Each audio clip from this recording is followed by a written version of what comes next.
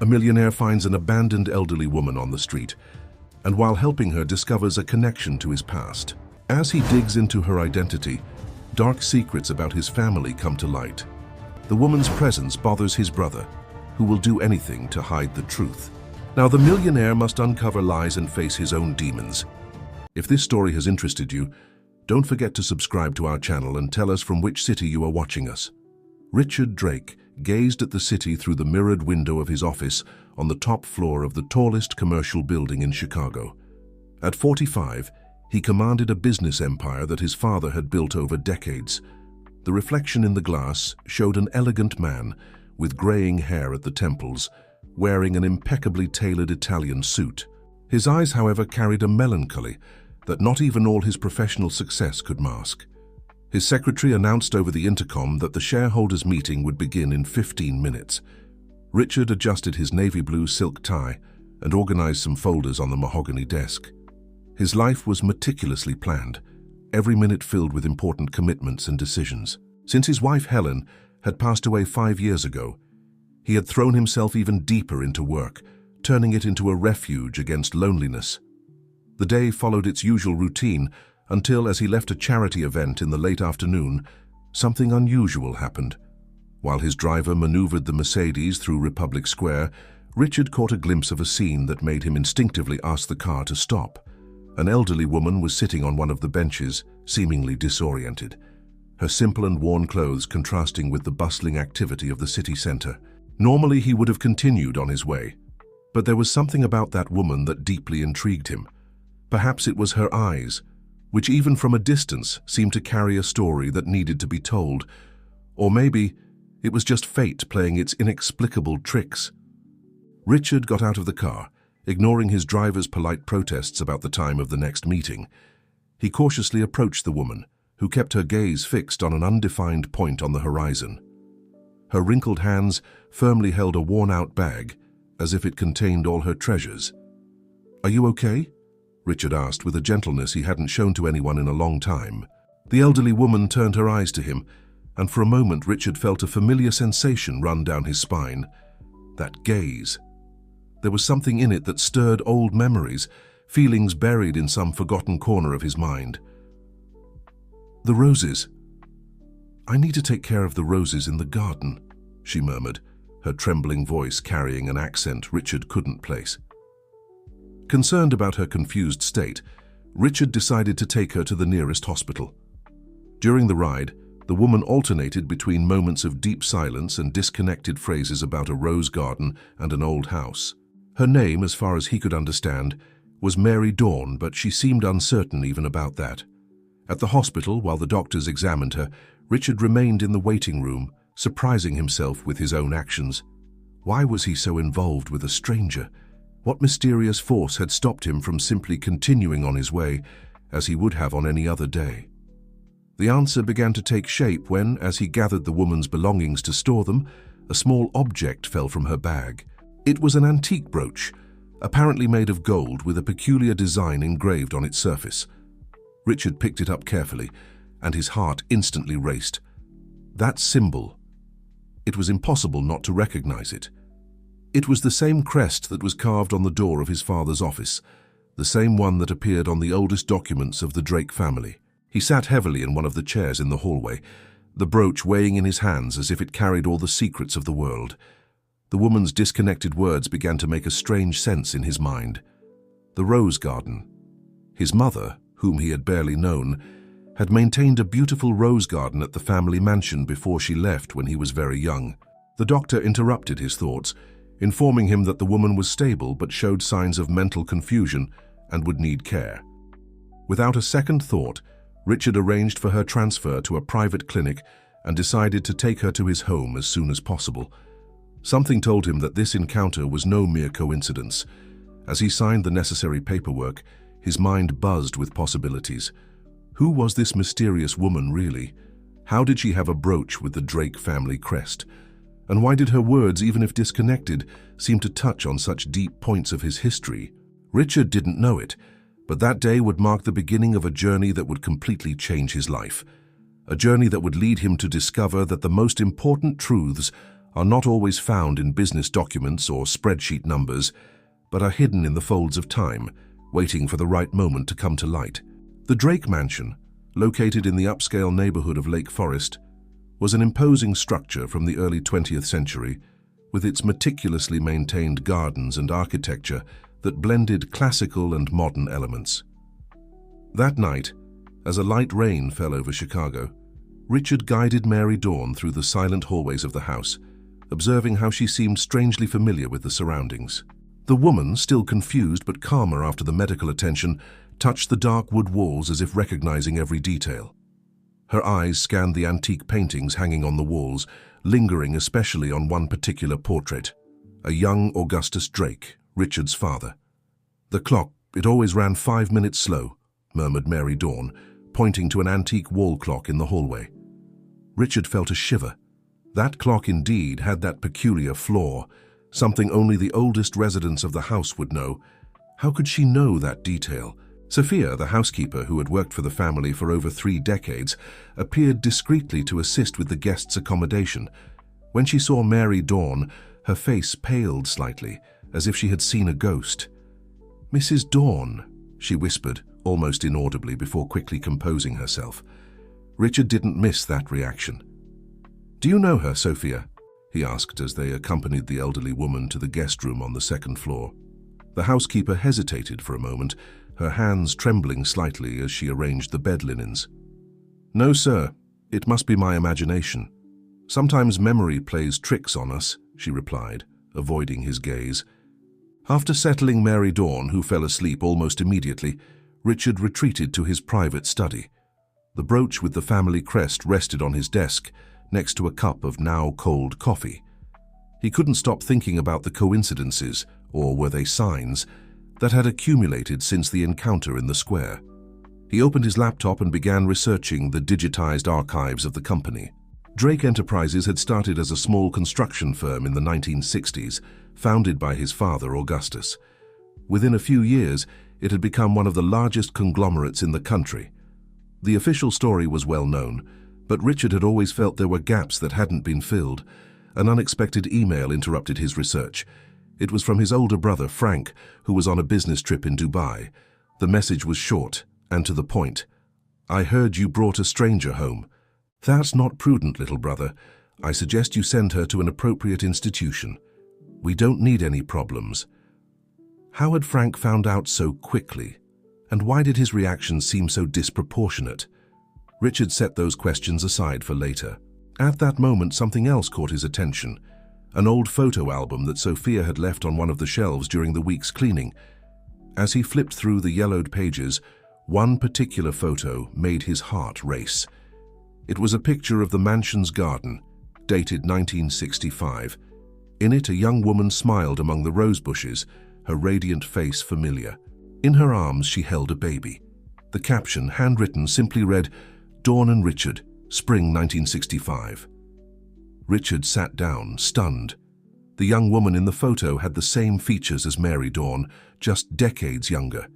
And the baby. Could that be him? But how was that possible? According to everything he knew, his biological mother had left when he was very young, and his father never spoke about her. A noise in the hallway made him quickly stand up. It was Sophia, who had apparently been watching him from the door. Her eyes were moist. "Forgive me, Mr. Richard," she said, entering the study. "I've carried this burden for so long. Perhaps it's time to tell you what really happened that spring of 1965. Richard poured a glass of water for the housekeeper, who seemed to be gathering the courage to speak.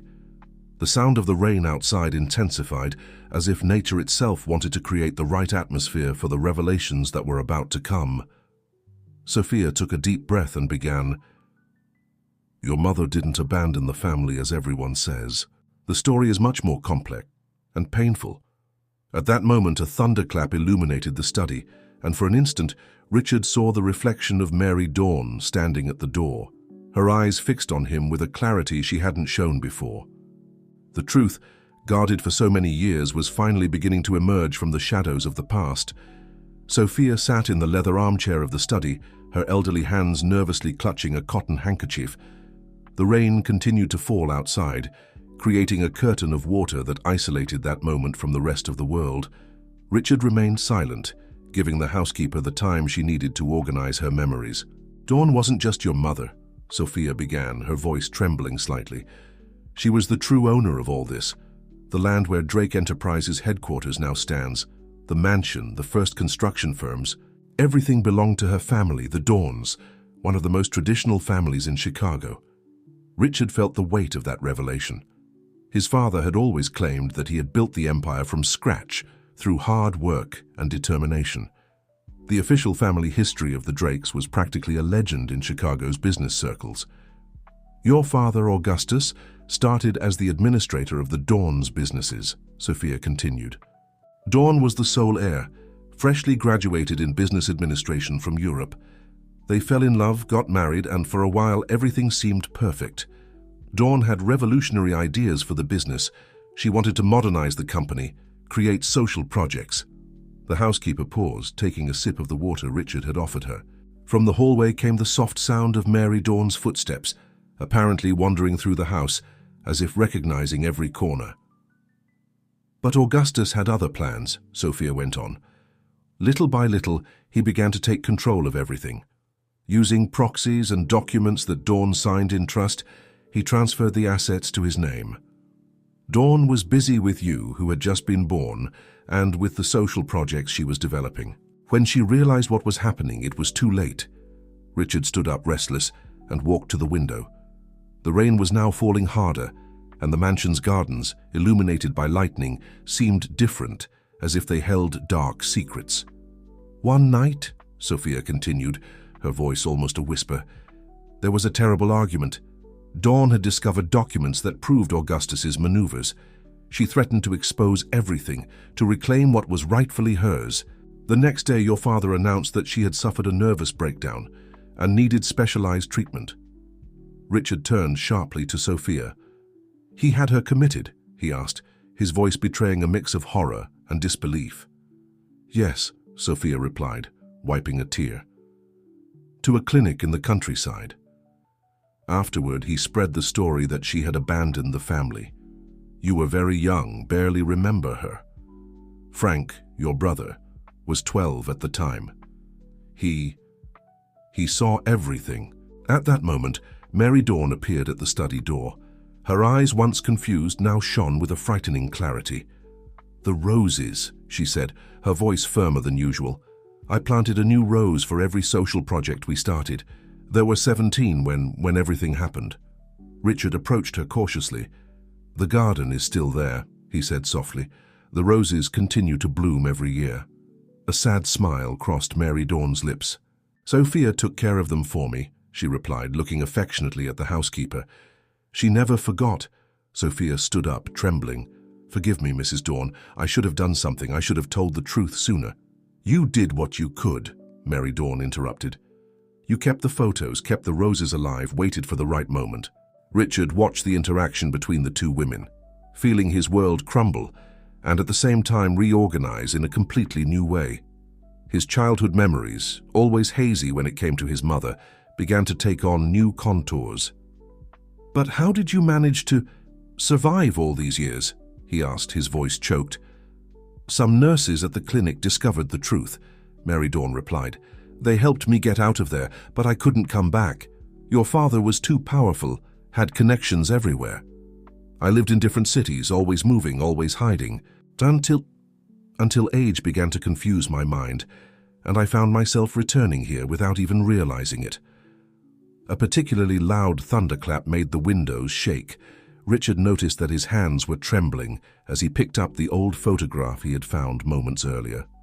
"This is you," he said, showing the image, "with me in the garden." Mary Dawn touched the photograph with delicate fingers. "Your first smile," she murmured. "It was that day among the roses. You always smiled when you were in the garden." Richard's phone vibrated on his desk. It was Frank again. This time the message was even more pointed. "I'm coming back to Chicago. Don't do anything until I get there. There are things you don't understand." Richard looked at the phone, then at Mary Dawn and Sophia. The truth was finally coming to light, but he knew there was still much to be revealed. His brother, apparently, was a key piece in this puzzle of the past. "We need to act fast," he said, determined. "Frank is coming back, and something tells me he won't be happy to find you here." Mary Dawn nodded, her momentary clarity still present. "Your brother has always been more like your father than he'd like to admit," she said, her voice carrying an ancient sadness. The rain began to lessen outside, but the storm in the Drakes' lives was just beginning. Richard knew that the next few hours would be crucial to uncovering the whole truth, and finally, bringing justice to a story that had been buried for decades. The study in the Drake mansion, once a sanctuary of tranquility for Richard, now felt too small to contain the tension that hung in the air. Frank remained standing at the door, his face a mask of conflicting emotions: shock, anger, and surprisingly, fear. "This is impossible," Frank murmured, finally breaking the silence. You should be committed, disappeared," Mary Dawn completed, her voice calm but firm. "Or perhaps you expected me to be in a place I couldn't return from, Frank." Richard watched the interaction, feeling like a spectator in a play whose script he had been unaware of until a few hours ago. "Frank," he said, trying to keep his voice steady, "I think you owe us some explanations." The older brother seemed to regain some of his composure. He adjusted his expensive suit, a habit Richard recognized as a sign of nervousness, and fully entered the room, closing the door behind him. "You don't understand," Frank began, running a hand through his graying hair. "Everything that was done was to protect the company, the family—" "Protect?" Mary Dawn interrupted, standing up. Despite her advanced age, at that moment she radiated a strength that made even Frank take a step back. "You call it protection to steal a mother from her son? To destroy dreams, projects, lives?" Sophia, who had been watching from a corner of the room, sobbed quietly. Richard noticed that the housekeeper was trembling, decades of guarded secrets weighing on her shoulders. "Mother," Richard said softly, placing a hand on her shoulder, "please let Frank speak. We need to hear everything." Frank looked at his younger brother, a mix of gratitude and guilt in his eyes. "Richard, you need to understand, Dad. He wasn't an easy man. When he found out that Dawn planned to expose his financial maneuvers, he panicked. He said we'd lose everything, that we'd end up on the streets. So you decided to silence me," Mary Dawn concluded, her voice heavy with ancient sadness. "No," Frank exclaimed. "I mean, it wasn't supposed to be permanent. Dad said it would just be for a while until he could sort things out, find a legal solution." Richard felt a wave of nausea. "Legal? Frank? You had our mother committed against her will. How could that be legal?" The older brother collapsed into an armchair, suddenly looking much older and more tired. "I was just a kid, Richard. Dad. He was convincing. He said it was for the good of everyone, that Mom was sick, that she needed help." Mary Dawn approached Frank, her gaze a mix of compassion and disappointment. "And then, Frank, when you became a man, when you took over the business alongside your father, why did you keep silent?" Frank raised his eyes, unshed tears glistening. "At first it was fear. Fear of Dad. Fear of the consequences. Then it was shame. Guilt. How could I face Richard and tell him we'd stolen his mother from him? How could I admit that our fortune, our empire, was built on a lie?" Richard felt a mix of anger and pity for his brother. "But now, Frank, why try to keep the truth from coming out now?" "Because," Frank replied, his voice almost a whisper, "if the truth comes out, we'll lose everything. Not just the money, the companies, but our reputation, our history. Everything we've worked for will be destroyed." Mary Dawn sat down again, suddenly looking very tired. "And what do you suggest, Frank? That I go back into the shadows? That we forget all this and move on as if nothing happened?" The silence that followed was deafening. Richard looked at his mother, at his brother, at Sophia, who was still silently crying in the corner. The truth was finally out, raw and painful. But what would they do with it? It was at that moment that an idea began to form in Richard's mind. A bold idea, possibly crazy, but perhaps the only way out of this impossible situation. "What if," he began slowly, drawing everyone's attention, "instead of burying the truth or letting it destroy us, we use it to rebuild, to correct the mistakes of the past and create something better. Frank looked at his brother with a mix of confusion and hope. Mary Dawn raised an eyebrow, intrigued. Sophia stepped closer, her eyes still moist but shining with renewed light. "What do you have in mind, son?" Mary Dawn asked. Richard took a deep breath, knowing that what he was about to propose would change the course of their lives and the future of Drake Enterprises forever.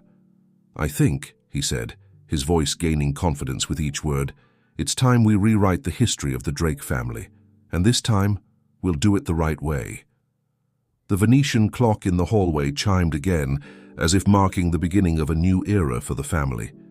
The first light of morning began to filter through the study windows, symbolizing the dawn of a new truth that was about to emerge. The rising sun cast its first rays through the study windows, illuminating the tired but attentive faces of those present. Richard, standing before the desk, felt the weight of everyone's expectations on his shoulders. His proposal hung in the air, full of promise and challenges. "What exactly are you suggesting, Richard?" Frank asked, his voice a mix of curiosity and apprehension. Richard took a deep breath before responding. "I'm proposing that we reveal the truth, but on our terms. Not as a scandal, but as a story of redemption and renewal." Mary Dawn leaned forward, her eyes shining with interest. "Go on, son." "First," Richard began, "we need to restore what was taken from you, Mother, legally, morally, and publicly. We'll acknowledge your fundamental role in creating the company and your rightful ownership of it." Frank started to protest, but Richard raised a hand asking for silence. "This doesn't mean destroying what we've built, Frank. On the contrary, we'll use this revelation to transform Drake Enterprises into something bigger and better." "How?" Frank questioned, still skeptical. "Do you remember the social projects Mom wanted to implement?" Richard picked up Mary Dawn's old diary. "They're all here. Visionary ideas for social housing, education, healthcare. We'll bring them to life on a grand scale. We'll turn Drake into an example of a socially responsible company." Mary Dawn smiled, tears of emotion shining in her eyes. "My dreams, after all this time." Richard continued, his voice gaining strength. "We'll create a foundation in your name, Mum, dedicated to social and environmental causes. We'll use a significant portion of the company's profits to fund it." "But what about the shareholders?" Frank interrupted. "They'll never accept this." "That's where you're wrong," Richard countered. "Social responsibility isn't just about doing good anymore.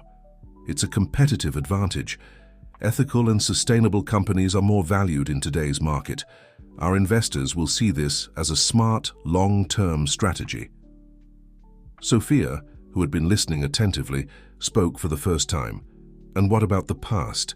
How will we handle your father's actions?" Richard frowned, thoughtful. "We'll be honest but strategic. We'll admit the mistakes of the past, but focus on our determination to correct them. We'll present this as a journey of family and corporate transformation." Frank seemed to finally grasp the magnitude of the proposal. This could actually work, but it'll be a huge change. How would we start?" "With a press conference," Richard replied promptly. "We'll gather the top journalists and tell our story, the real story." Mary Dawn stood up, walking to the window. The garden outside, with its roses in full bloom, seemed more alive than ever. "After so many years in hiding, I'm not sure I'm ready for the spotlight," she said softly. Richard approached her, gently placing a hand on her shoulder. "You won't be alone, Mom. We'll all be by your side. Your strength and resilience will inspire many." Frank, after a moment of reflection, joined them. "Richard's right. It's time to do things the right way. I'm sorry, Mom, for everything." Mary Dawn looked at her two sons, a gentle smile on her lips. "What matters is that we're together now, and we have the chance to make things right." Sophia approached, bringing a tray with fresh coffee. "If I may offer my opinion, I think this is a wonderful idea. Drake Enterprises has always had the potential to be more than just a profitable company." Richard nodded, grateful for the support. "We'll need all the help we can get. Frank, your business expertise will be crucial. Mom, your original ideas will be the foundation of everything. And Sophia, you're the heart of this family. We'll need your strength and wisdom." The group gathered around the table, the energy in the room completely transformed. What had started as a night of painful revelations was turning into the beginning of something extraordinary. "Where do we start?" Frank asked, already in planning mode. Richard smiled, feeling more energized than he had ever been. "First, we need to prepare an official statement. Then we'll start structuring the foundation. We'll need to review all the social projects in Mom's diaries and see how we can adapt and expand them." Mary Dawn picked up her old diary, flipping through it with affection. "So many dreams here. I can't believe they'll finally have a chance to come true." "And they will," Richard assured. "But we need to act fast. The sooner we take control of the narrative, the better." Frank grabbed his phone. "I'll call our PR team. We'll need them to manage the press." As everyone moved around, starting the preparations for what would be one of the biggest transformations in American corporate history, Richard allowed himself a moment of reflection. He looked out the window at the rose garden his mother loved so much. There, among the flowers that had withstood time and neglect, he saw a metaphor for the Drake family itself, battered, nearly destroyed, but with roots strong enough to bloom again, more beautiful and vibrant than ever. The day that had begun with painful revelations was turning into the start of a new era. An era of transparency, responsibility, and above all, redemption. Richard knew the road ahead would be challenging. There would be obstacles, critics, moments of doubt. But looking at his mother, his brother, and the loyal Sophia, he felt an unshakable certainty. Together they could transform the Drake legacy into something truly extraordinary. The sun now shone fully, bathing the study in golden light. It was a new day, not just for the Drake family, but for all those whose lives would be touched by their actions in the years to come. The days following the revelation were a whirlwind of activity at the Drake mansion. The study, once a sanctuary of cold corporate decisions, became the epicenter of a business and family revolution. Richard, tireless, coordinated actions on multiple fronts. His desk was covered with papers, spreadsheets, and project drafts. The phone didn't stop ringing, with lawyers, consultants, and company executives seeking guidance on the next steps. Frank, on the other hand, surprised everyone with his commitment to the cause. Years of repressed guilt seemed to drive him to work tirelessly to correct the mistakes of the past. He dove headfirst into the legal restructuring of the company, ensuring every step was taken within the strictest legality. "Richard," Frank called, entering the study with a stack of documents. "I just spoke with our legal team. They've prepared a draft for the legal restitution of the properties and shares to Mom's name. We need your review." Richard looked up from the papers he was analyzing, noticing the fatigue on his brother's face, but also a glint of determination he hadn't seen in years. "Great, Frank. Let's go over it together after the meeting with the communications team." Mary Dawn, rejuvenated by the prospect of seeing her old dreams come to life, spent hours reviewing her diaries with Sophia. The two women, united by decades of shared secrets, now worked side by side to resurrect the social projects that had been buried so long ago. "Look, Sophia," Mary Dawn exclaimed, pointing to a yellowed page. "Here's the community center project we dreamed of building in the South Side. Imagine how many lives we could have transformed if we'd done this 40 years ago." Sophia smiled gently, placing her hand over her former employer and friends. "What matters is that we have the chance to do it now, Mrs. Dawn, and we'll do it even better, with all the experience and resources we have today." The mansion, once silent and formal, now buzzed with activity. Press advisors, lawyers, and Drake Enterprises executives came and went, all working to prepare the ground for the big announcement that was to come. Amid all this commotion, Richard decided to take a crucial step. On a sunny afternoon, he gathered the company's top executives in the mansion's conference room. The nervousness was palpable in the air as he began to speak. "Ladies and gentlemen," Richard began, his voice firm but laden with emotion, "I'm about to share with you information that will fundamentally change the course of our company. I ask that you listen with attention and an open mind." In the following minutes, Richard narrated the true story of the founding of Drake Enterprises. He spoke about Mary Dawn, the original projects, his father's actions, and the subsequent cover-up. With each word, he saw the executives' faces go from surprise to shock, and finally to understanding. "I know this is a shock for everyone," he continued, "but see this not as an end, but as a new beginning.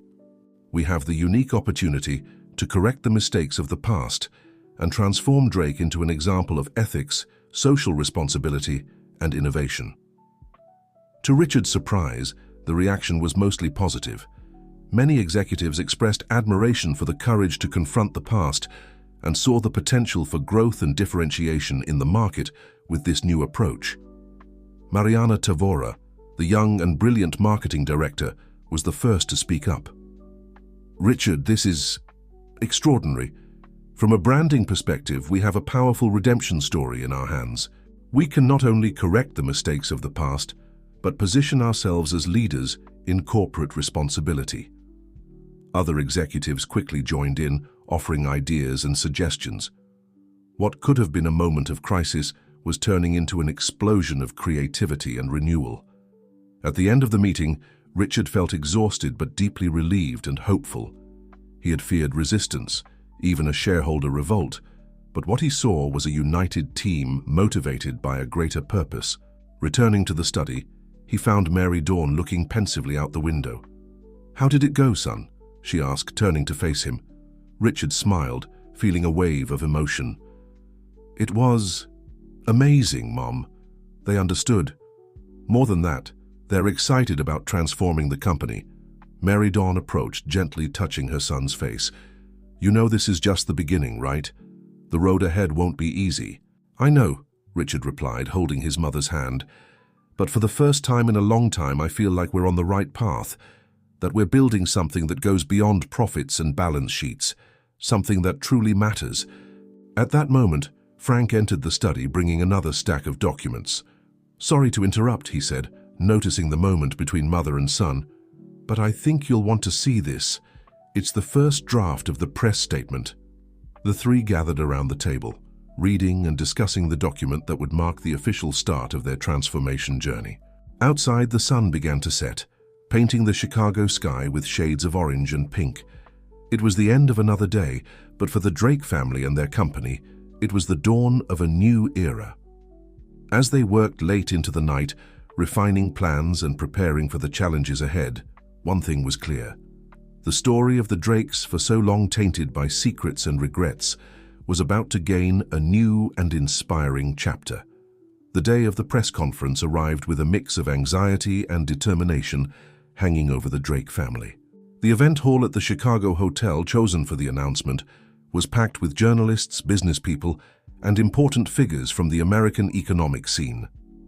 The buzz of conversations and the incessant click of cameras created an atmosphere of expectation.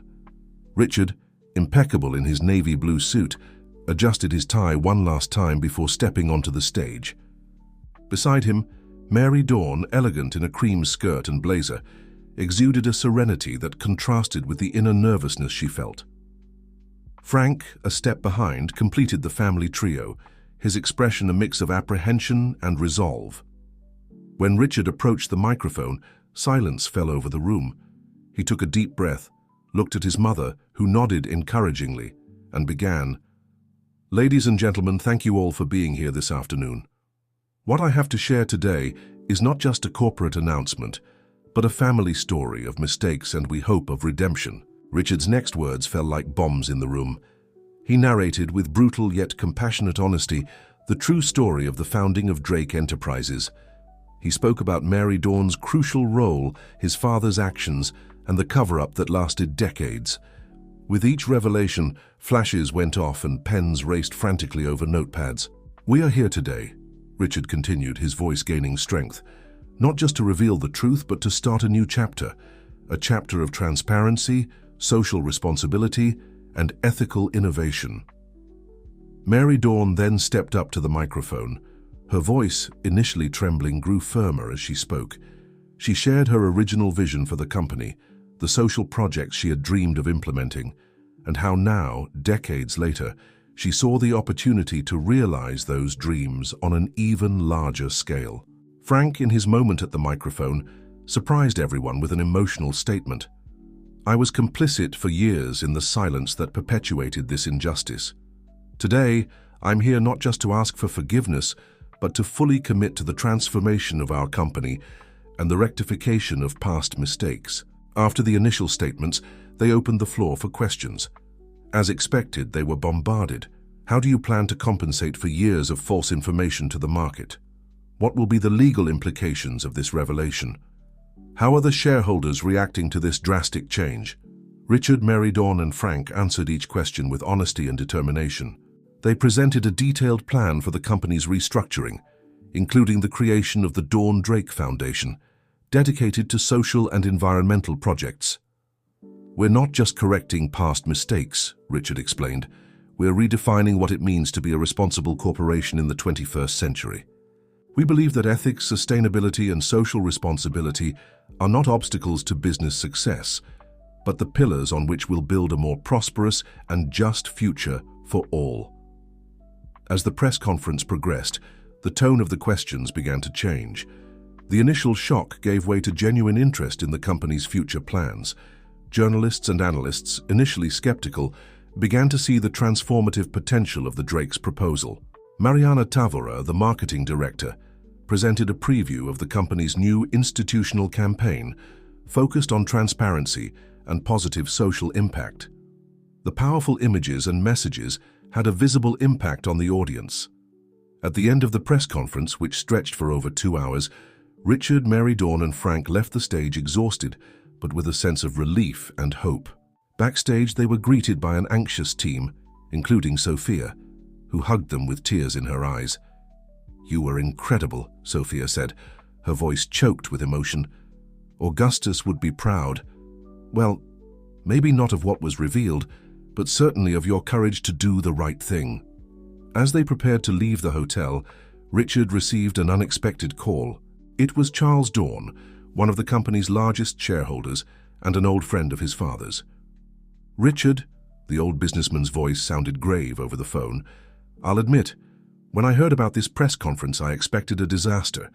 But what I saw today, well, it was courageous, and more importantly, it was the right thing to do. You have my full support in this new phase." That night, back at the Drake mansion, the family gathered in the garden among the roses Mary Dawn loved so much. The air was charged with emotion and possibilities. "And now?" Frank asked, holding a glass of wine. Mary Dawn smiled, looking at her sons with pride. "Now, my dears, we truly begin. We have a lot of work ahead, many lives to positively impact." Richard nodded, his gaze lost in the horizon of the city that stretched beyond the mansion's walls. "Yes, we have a long road ahead, but for the first time in a long time, I feel like we're heading in the right direction." The lights of Chicago shone in the distance, like thousands of earthly stars. For the Drake family, each of those lights represented an opportunity to make a difference, to transform not just their own history, but that of countless others. The challenge was immense, but they were united, strengthened by the truth and driven by a greater purpose. The new era of Drake Enterprises was just beginning, and with it, a journey of redemption, social impact, and corporate renewal that promised to redefine the American business landscape. In the weeks following the press conference, Drake Enterprises became the center of attention in the American corporate world. Reactions were diverse, from praise for the courage and transparency to fierce criticism from more conservative sectors of the market. However, one thing was undeniable. The company was at the center of a national debate on business ethics and social responsibility. Richard, now officially the company's CEO after a unanimous board vote, barely had time to breathe. His day started before sunrise and often stretched into the late hours of the night. Between meetings with investors, press interviews, and planning sessions for the new social projects, he found himself at the epicenter of a true corporate revolution. One morning, as he reviewed the plans for the first major project of the newly created Dawn Drake Foundation, an educational complex in one of Chicago's most impoverished areas, Richard received an unexpected visitor in his office. "Excuse me, Mr. Richard," his assistant announced. "There's someone here who insists on seeing you. She says she's an old acquaintance of the family." Intrigued, Richard authorized the entry. Through the door came a woman in her 70s, elegantly dressed, with a penetrating gaze that immediately seemed familiar to him. "Richard Drake," she said, her voice firm and full of emotion. "You probably don't remember me, but I knew your mother very well. My name is Beatrice Dawn." Richard stood up, surprised. "Dawn. the same surname as his mother before her marriage. "Please sit down," he said, indicating a chair. "How can I help you?" Beatrice settled in, her eyes scanning the office before fixing on Richard. "I came because I read about what you're doing, about how you're honoring Aurora's legacy. I'm her cousin, and I have something you need to see." With slightly trembling hands, Beatrice pulled a yellowed envelope from her bag. "These are letters Aurora sent me in the first months after her disappearance. She managed to contact me briefly before being forced to hide again. I believe there's crucial information here for you." Richard took the envelope with reverence, feeling the weight of history in his hands. "Why are you showing me this now?" he asked, his voice barely disguising his emotion. Beatrice sighed, her eyes moist. "For years I was afraid. Augustus was a powerful and dangerous man. Then, when he was gone, I thought it was too late, that opening these wounds would only bring more pain. But seeing what you're doing, I realized I was wrong. The truth, no matter how painful, needs to come out completely." At that moment, Mary Dawn entered the office, stopping abruptly upon seeing Beatrice. The two women looked at each other in silence for a long moment, decades of separation and secrets hanging between them. Mary Dawn whispered, her voice trembling with emotion. Beatrice stood up, tears now freely running down her face. "Aurora! Oh, my dear Aurora!" The two embraced, sobbing, while Richard watched, feeling like a witness to a moment that transcended words. When they finally separated, Mary Dawn turned to her son, her eyes shining with a mix of joy and apprehension. "Richard, Beatrice was more than my cousin. She was my best friend, my confidant. It was she who helped me in the first moments after everything happened." In the following minutes, Beatrice shared details that filled crucial gaps in the story. She spoke about how she had helped Mary Dawn hide initially, about the veiled threats Augustus had made to the Dawn family, and about documents Mary Dawn had hidden before being forced to disappear. "There's a safe," Beatrice revealed, "hidden in the old Dawn summer house in Lake Geneva. Aurora told me she stored evidence against Augustus there, documents that could expose not just what he did to her, but also shady dealings with politicians and other businessmen." Richard and Mary Dawn exchanged looks of astonishment. This information could have enormous ramifications, not just for the company, but potentially for the entire American political and business landscape. "We need to recover those documents," Richard said, his mind already calculating the implications. "But we have to be careful. If what Beatrice says is true, there's much more at stake than we imagined." Mary Dawn nodded, her expression a mix of determination and concern. "Yes, but we can't back down now. We started this journey of truth and transparency, and we need to see it through, no matter the consequences." Richard picked up the phone, his decision made. "I'll call Frank and our legal team. We need to plan our next move very carefully." As he made the calls, Richard looked out his office window at the city stretching below. The complete truth about Drake Enterprises' past was about to come to light, and with it, the promise of an even deeper transformation than they had initially imagined. The afternoon sun bathed Chicago in golden light, as if illuminating the path to an uncertain but full of possibilities future. Richard knew the challenges ahead would be enormous, but for the first time in his life, he felt they were truly on the right path, the path of truth, justice, and redemption. The waves gently lapped against the hull of the boat as Richard, Frank, and Mary Dawn approached the shore of Lake Geneva. The sky, painted with the orange and pink hues of sunset, seemed like a prelude to the revelations that were about to come. The decision to personally go after the documents hidden by Mary Dawn decades ago hadn't been easy. Drake Enterprises' legal team had advised caution, warning of possible legal implications. However, the family was determined to uncover the whole truth, no matter the consequences. "There," Mary Dawn pointed, her eyes fixed on a seemingly abandoned lake house half hidden among the lush vegetation. The Dawn summer house. So many memories. As they disembarked, Richard couldn't help but notice how his mother seemed rejuvenated, her eyes shining with a mix of nostalgia and determination. Frank, on the other hand, was visibly tense, constantly looking over his shoulder as if expecting to be followed. "Are you sure no one followed us?" Frank asked for the umpteenth time. Richard nodded patiently. Yes, Frank. We took every possible precaution. No one knows we're here except Beatrice and our closest team. As they approached the house, the smell of lake water and damp vegetation enveloped them. The building, once elegant, showed clear signs of abandonment, broken windows, peeling paint, a garden long surrendered to nature. Mary Dawn stopped before the front door, her hand trembling slightly as she touched the rusty doorknob. "I never thought I'd return here," she murmured. With a creak, the door opened, revealing a dusty, shadowy interior. The three entered cautiously, their flashlights creating beams of light that danced across the cobweb-covered walls. "The safe," Mary Dawn said, her voice now firm and decisive. "It's hidden behind the panel in the library." Following Mary Dawn's instructions, Richard and Frank began carefully examining the wooden panels of the old library. After a few minutes of searching, a soft click echoed through the silent room.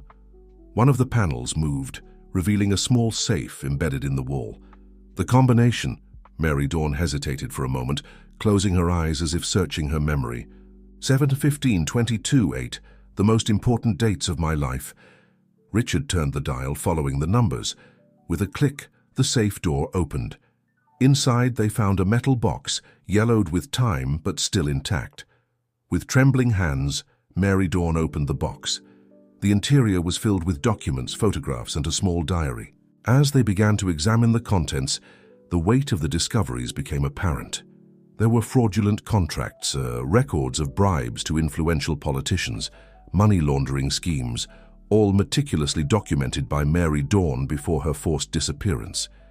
But what really caught Richard's attention was a folder marked with the initials P.O. "Project Omega," he read aloud, opening the folder. His eyes widened as he absorbed the information. My God, this is much bigger than we imagined. Project Omega, as the documents revealed, was an ambitious and morally questionable plan to monopolize key sectors of the American economy. It involved not just Drake Enterprises, but a network of companies and influential politicians.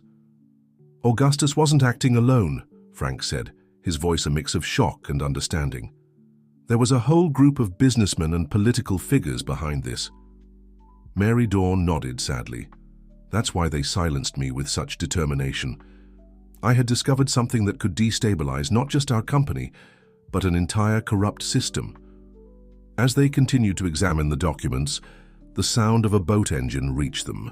Richard rushed to the window, his heart racing as he saw a speedboat approaching the shore quickly. "We've got company," he said urgently. "We need to get out of here, now." Quickly, they gathered all the documents, putting them back in the metal box. Frank took the box while Richard helped his mother. "There's a secret passage," Mary Dawn said, guiding them to the back of the house. "It leads directly to a cove on the other side of the lake. We always used it to escape from parties when we were young," she added with a sad smile. As they hurried through the dark, damp passage, the sound of voices and footsteps echoed behind them. Whoever it was, they were determined to stop them from taking the documents. Emerging on the small beach on the other side of the lake, they faced a dilemma. Their boat was on the other side, and there was no way back without being seen. It was then that Richard spotted a small fishing boat anchored nearby. "There," he pointed. "It's our only chance." Quickly, they boarded the small boat. Richard, mentally thanking the sailing lessons he had taken years ago, started the engine. As they moved away from the shore, they saw figures emerging from the secret passage, their angry voices echoing over the waves. "We made it," Frank sighed, holding the box with the documents tightly. Mary Dawn looked back at the lake house, which was quickly shrinking in the distance. "No," she said softly. "This is just the beginning." As they sailed under the now starry sky, Richard knew his mother was right.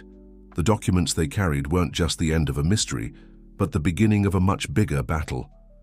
A battle for truth, justice, and the transformation of a deeply entrenched system of corruption and greed.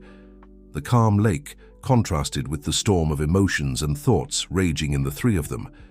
They had gone to Lake Geneva in search of answers about the past, but they returned with a challenge for the future. A challenge that would test not just Drake Enterprises, but the entire ethical and moral fabric of American society. Richard's office at Drake Enterprises buzzed with activity. Lawyers, investigative journalists, and trusted members of the company's team moved frantically, analyzing the documents recovered from Lake Geneva. The contents of the metal box had turned out to be a Pandora's box, exposing an intricate web of corruption that extended far beyond the company's boundaries. Richard, with deep bags under his eyes that betrayed sleepless nights, was hunched over a pile of papers when Frank hurriedly entered the room. "Richard, we have a problem," Frank said, his voice tense. "I just got a call from Senator Almeida. Somehow he found out about the documents. He's threatening to open a congressional inquiry if we don't handle this internally." Richard leaned back in his chair, rubbing his tired eyes. That was to be expected. His name appears in several of these documents. He must be panicking. At that moment, Mary Dawn entered the office accompanied by Beatrice. The two women had become inseparable since their reunion, working tirelessly to fill in the gaps of the story. "Son," Mary Dawn began, her voice laden with concern, "Beatrice and I have been reviewing some of the older documents. We found something disturbing." Beatrice stepped forward, placing a folder on Richard's desk. "There's evidence here that the accident that took Helen's life may not have been an accident."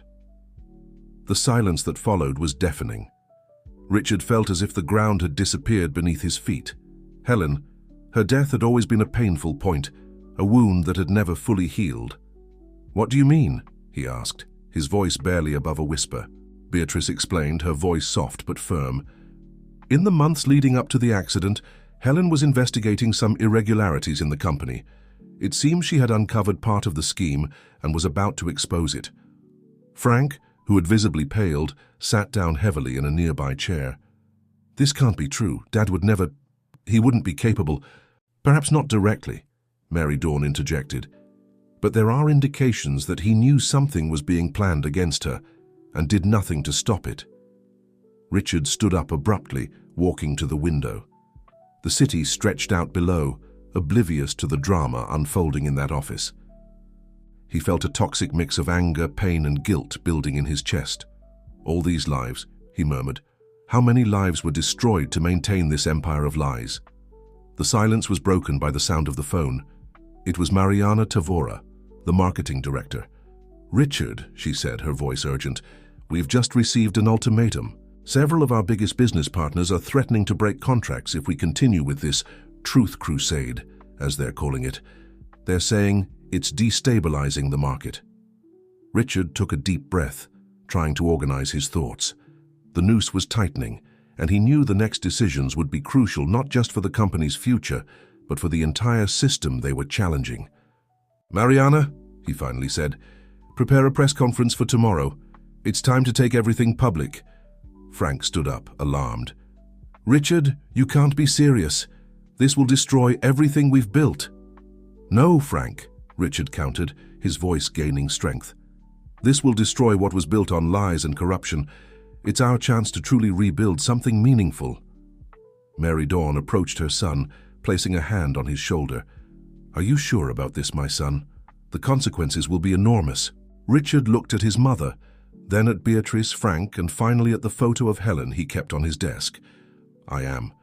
We've paid too high a price for silence. It's time to pay the price of truth." In the following minutes, the office turned into a command center. Calls were made, documents were organized, strategies were drawn up. Richard's decision to expose everything publicly was a leap into the unknown, but also a chance at redemption. As night fell over Chicago, Richard found himself alone in his office, contemplating the city that never slept. Tomorrow, he knew, the American business world would wake up different. There would be shock, denial, anger. Careers would be destroyed, fortunes would disappear. The very fabric of the country's economic and political elite would be shaken. But amid all that chaos, there was hope. Hope for a fresh start, for a fairer and more transparent system. Richard picked up the photo of Helen, gently tracing the outline of her face. "I hope you're proud," he whispered. "We'll finish what you started." The next day promised to be a watershed moment, not just for Drake Enterprises, but for the entire United States. And Richard was ready to face the storm that would come, knowing that on the other side, a new dawn awaited them. The sun had barely begun to gild the Chicago skyline when Richard arrived at Drake Enterprises headquarters. The building, normally a symbol of power and stability, seemed to carry a different energy today, as if even its steel and glass structures could feel the weight of what was about to happen. In the lobby, Richard was greeted by an anxious team. Mariana Tavora, Frank, and a group of lawyers and press advisors were waiting for him, all with expressions that mixed determination and apprehension. "Is everything ready?" Richard asked, his voice calm despite the palpable tension in the air. Mariana nodded. "Yes, the press conference is scheduled for 10 a.m. All major media outlets have confirmed attendance. We've also prepared an online statement that will be released simultaneously on all our platforms." Frank stepped closer, his expression serious. "Richard, are you sure you want to do this? There's still time to reconsider. We could find a way to handle this internally, maybe negotiate with some of the parties involved." Richard placed a hand on his brother's shoulder. "Frank, we've spent decades handling this internally. It's time to break that cycle, whatever the cost." As they went up to the conference room, Richard received a message from his mother. Mary Dawn and Beatrice had decided not to attend the press conference in person, but would be watching and supporting from afar. "We're with you, son. May the truth prevail." The hours leading up to the press conference passed in a blur of final reviews, rehearsals, and words of encouragement exchanged among the team. When the moment finally arrived, Richard felt a surprising calm take over him. As he entered the conference room, he was greeted by a sea of cameras, microphones, and expectant faces. Journalists from across the country, and even some international ones, crowded the room, eager for the story that promised to shake the foundations of the American corporate world. Richard took his place behind the podium, looking for a moment at the faces before him. He took a deep breath and began. "Good morning, everyone. Thank you for being here this morning, which I'm sure will be marked in the history of our company and I dare say of our country. We're here today not to celebrate achievements or announce new ventures, but to do something much more fundamental and, unfortunately, much rarer in the corporate world. Tell the truth, the whole truth, without reservations or omissions." In the following minutes, Richard exposed, with brutal yet compassionate honesty, the full extent of what they had discovered. He spoke about the corruption schemes, the financial manipulations, the shady connections with political figures. He spared no names, including his own father's and in some cases his own, taking responsibility for past actions he regretted. As he spoke, he could see the expressions of shock, disbelief, and in some cases respect on the journalists' faces. Cameras clicked frantically, pens raced over notepads, and smartphones transmitted his words in real time to millions of viewers. "I know many are wondering why we're doing this," Richard continued. "Why voluntarily expose something that could destroy our company and shake an entire system? The answer is simple: because it's the right thing to do. Because the price of silence and complicity has become too high. Because we believe it's possible and necessary to build a new business model based on transparency, ethics, and genuine social responsibility." Richard then announced a series of measures Drake Enterprises was taking. The creation of a compensation fund for those harmed by its past practices, the implementation of a revolutionary governance system that would include representatives from civil society on its board, and a commitment to fully cooperate with all investigations that would surely follow. When he opened the floor for questions, he was bombarded. Journalists wanted to know about the legal implications, the shareholders' reactions, the details of the exposed schemes. Richard answered each question with honesty, even when it meant admitting he didn't have all the answers. The press conference stretched on for hours, far beyond the planned time. When it finally ended, Richard felt exhausted, but strangely light. As he left the podium, he was approached by a veteran journalist, known for her critical stance toward the corporate world. "Mr. Drake," she said, her tone surprisingly respectful, "in over 30 years of career, I've never seen anything like what happened here today. Do you have any idea of the earthquake you've just caused?" Richard smiled wearily. "I do. And I sincerely hope it's an earthquake that shakes the rotten structures and allows something new and better to be built." In the days that followed, the impact of the revelation was felt across the country. As expected, there was an initial shock in the financial market, with Drake Enterprises stocks plummeting. Politicians mentioned in the documents rushed to explain or distance themselves. Other companies, fearing they might be next, began reviewing their own practices. But something unexpected also began to happen. Consumers, impressed by Richard's courage and transparency, started a movement of support for the company. Young entrepreneurs and business students cited the Drake case as a new paradigm of ethical management. Long-term investors, particularly funds focused on governance and sustainability, began showing interest in the renewed company. Weeks later, on a quiet evening, Richard found himself in the garden of the Drake mansion, looking at the roses his mother loved so much. Mary Dawn joined him, linking her arm with his. "You know, son," she said softly, "when I planted these roses, I dreamed of a better, fairer future. I never imagined it would take so long, or that the path would be so tortuous, but looking at you now at what you've done, I feel we're finally on the right path." Richard hugged his mother, feeling a mix of gratitude and determination. The future was still uncertain, the challenges enormous, but for the first time in a long time, he felt they were truly building something meaningful, something that would make a difference. As the stars began to dot the Chicago sky, Richard reflected on the journey that had brought them there. A journey of revealed secrets, of found courage, of sought redemption. And though the road ahead was still long and certainly full of obstacles, he knew they were finally heading in the right direction, toward a future where truth, ethics, and social responsibility wouldn't be exceptions, but the rule in the business world. The legacy of the Drakes, for so long tainted by shadows of the past, was being rewritten. And this time, it would be a story they could be proud of.